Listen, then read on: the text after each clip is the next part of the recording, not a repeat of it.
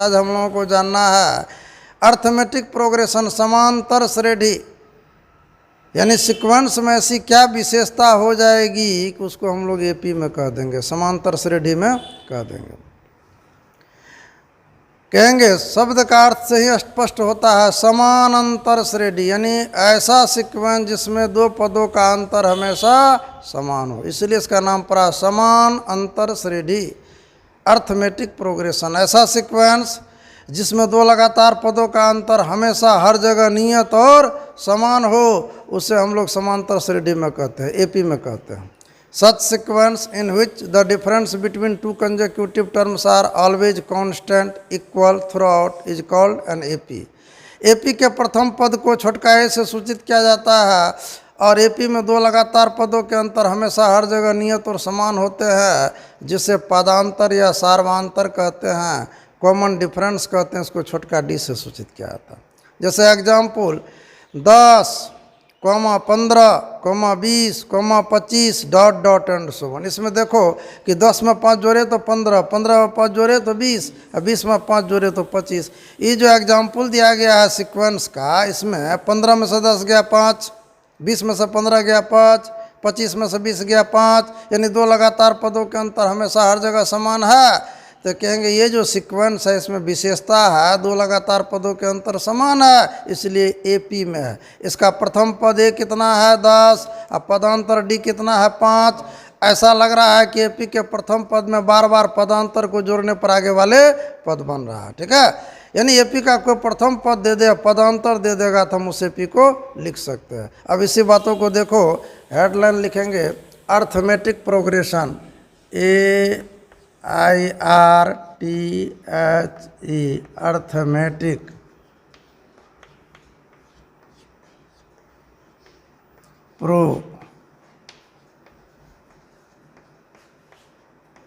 Progression, समांतर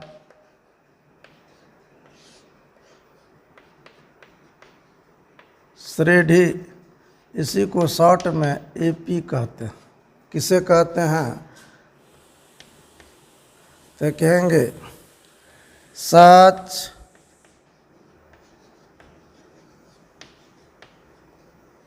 sequence in which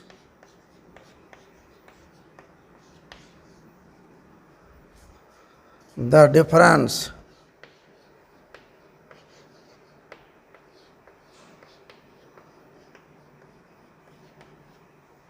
such sequence in which the difference between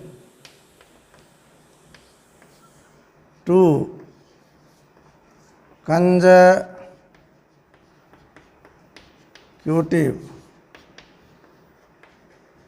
terms are always constant and equal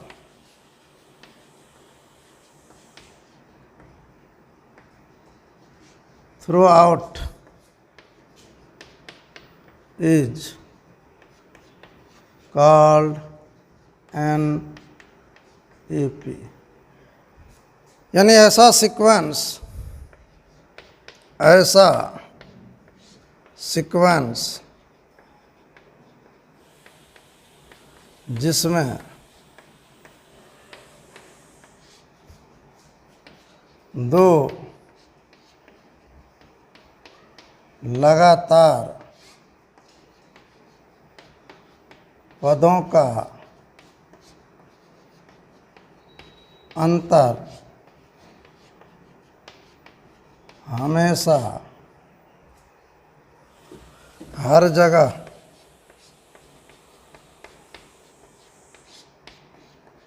नियत और समान हो,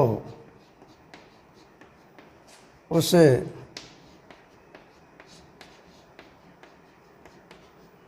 समांतर श्रेणी एपी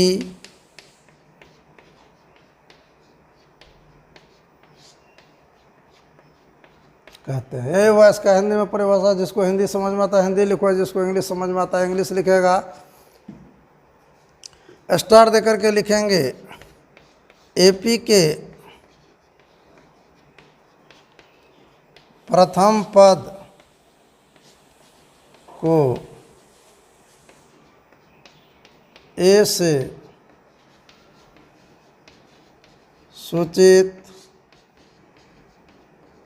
किया जाता है। First term of an AP is denoted by small A. AP में दो लगातार पदों का अंतर हमेशा समान होता है,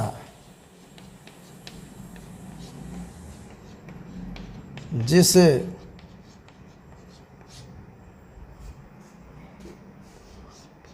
सार्वंतर यानी पदांतर, इसी को इंग्लिश में कॉमन डिफरेंस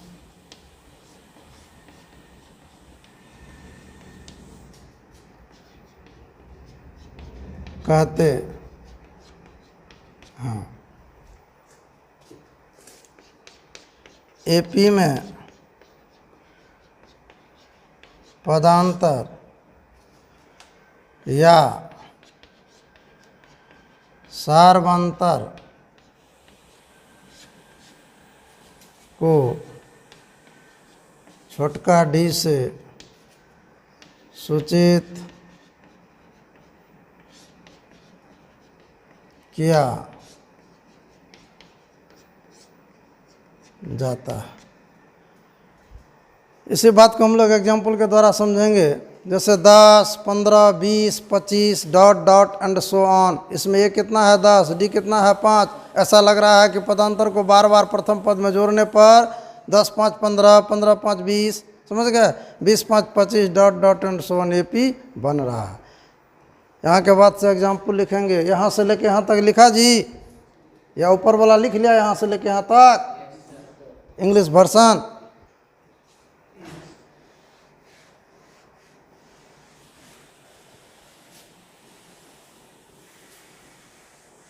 अब देखिए एग्जाम्पल।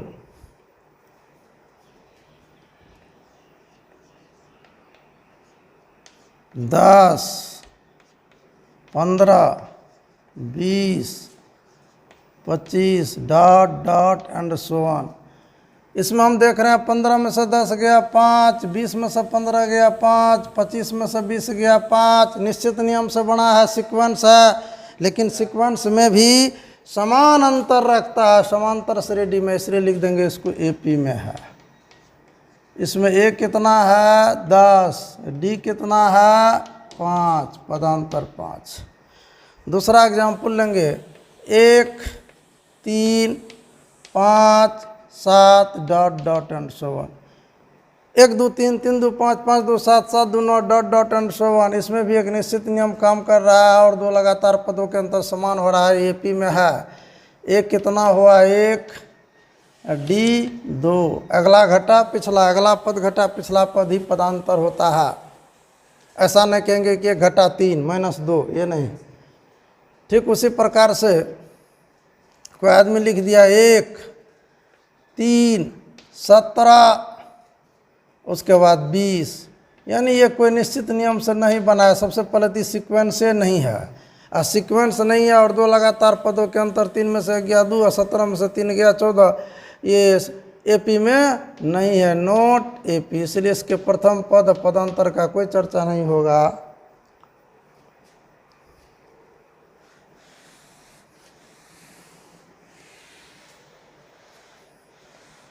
ठीक उसी प्रकार से कोई लिख दिया 2, 2, 2, 2 समान संख्या के समूह। पिछला क्लास में बताए थे, ये भी सीक्वेंस है, निश्चित नियम से बनल है। नियम ये है कि इसका प्रत्येक पद समान है और 2 है।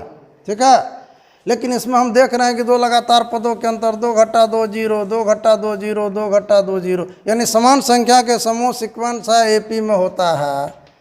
इसमें ए कितना है 2, डी कितना है 2 घटा 2 0। जैसे कोई लिख दिया 0 0 0 0 dot dot and so on. ये भी एक निश्चित नियम से बना है। नियम यह है कि सभी पद समान है और 0 है, दो लगातार पदों के अंतर भी समान है 0 है, इसलिए भी एपी में है। ए बराबर इसमें 0 है, डी बराबर 0 है। याद रखेगा समान संख्या के समूह है और नॉन 0 है, जैसे 2 2 2 2 है, 10 10 10 लिख देगा कोई, 20 20 20 लिख देगा, तो ये एपी में भी होता है, जीपी में भी होता है, एचपी में भी होता है। लेकिन समान संख्या के समूह जो 0 0 हो केवल एपी में होता है, ये आगे पढ़ोगे जीपी में नहीं होगा और एचपी में भी नहीं होगा। और उपर्युक्त एग्जाम्पल से क्या स्पष्ट होता है कि एपी के प्रथमे पद में बार बार पदांतर को जोड़ते हैं तो आगे वाले पद बनता है। इसलिए इसी बात को हम लोग लिखेंगे, समझ गया। If we adding many times common difference in first terms then we get just succeeding term of AP, यानी एपी के प्रथम पद में बार बार पदांतर को जोड़ने पर ही आगे वाला पद बनता है। एपी के प्रथम पद में बार बार पदांतर को जोड़ने पर आगे वाला पद बनता है। इस तरह से यदि एपी का प्रथम पद कोई दे दे, पदांतर दे दे, तो हम उस एपी को लिख सकते हैं।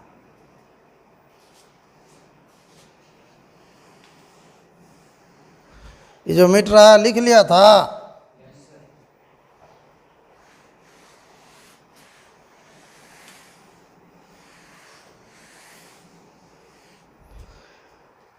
जैसे एग्जाम्पल देखिए, एपी का प्रथम पद ए बराबर कोई 2 दे दिया, पदांतर डी बराबर 4 दे दिया, अतः वह एपी लिखे जा सकते हैं। क्या लिखेंगे? प्रथम पद लिखेंगे पहले और बार बार पदांतर को जोड़ेंगे, तो क्या हो जाएगा 2, इसी में 4 जोड़ो 6, 4 जोड़िए 10, 4 14 dot dot and so on. यानी प्रथम पद मालूम है, पदांतर मालूम है, बार बार पदांतर को प्रथम पद में जोड़ते हैं तो एपी प्राप्त हो जाता है। ठीक उसी प्रकार से यदि ए बराबर हमको दे दिया 3, डी बराबर दे दिया हमको मान लो 2, तो वह एपी कैसे लिखेंगे? प्रथम पद पहले लिखिए 3, 3 2 5, 5 2 7, 7 2 9 dot dot and so on. AP लिखा गया। अब यदि कहेंगे प्रथम पद ए ही हो और पदांतर डी ही हो, ए का मान नहीं दिया, डी का भी मान नहीं दिया, प्रथम पद ए ही हो और पदांतर डी ही हो, तो उस एपी को कैसे लिखेंगे?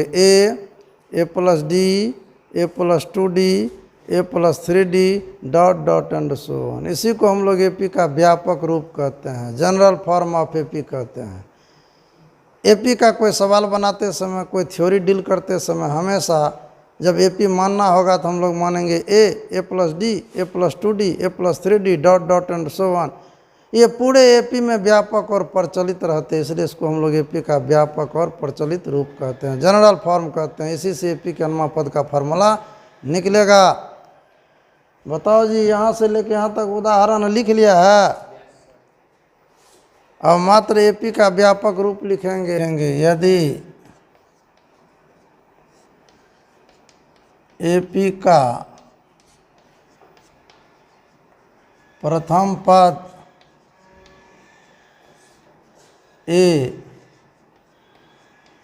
और पदांतर डी ही हो तो वह एपी लिखे जा सकते। हाँ, वो एपी कैसे लिखेंगे? तो प्रथम पद ए, इसमें जोड़िए पदांतर डी ए प्लस डी, फिर जोड़िए डी ए प्लस 2d, फिर जोड़िए D A plus 3d, dot dot and so on. इसी को हम लोग एपी का व्यापक रूप कहते हैं। एपी का प्रथम पद ए पदांतर डी हो तो उस एपी को कैसे लिखते हैं? A plus D A plus 2d A plus 3d, dot dot and so on. पहला पद इसमें ए हो गया, दूसरा पद ए प्लस डी हो गया, तीसरा पद ए प्लस 2d हो गया, चौथा पद ए प्लस 3d हो गया। तो बताइए 10वां 20वां 30वां 1000वां nवां पद क्या होगा? यानी इसी एपी के व्यापक रूप से एपी के nवां पद का फॉर्मूला निकाला जाएगा। और हम लोग जानेंगे कि एपी के nवां पद के फॉर्मूला पर कितने तरह के सवाल बन सकते हैं। इसी को हम लोग क्या बोलेंगे?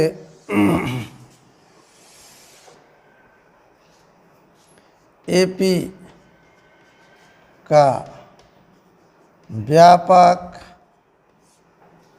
या प्रचलित रूप जनरल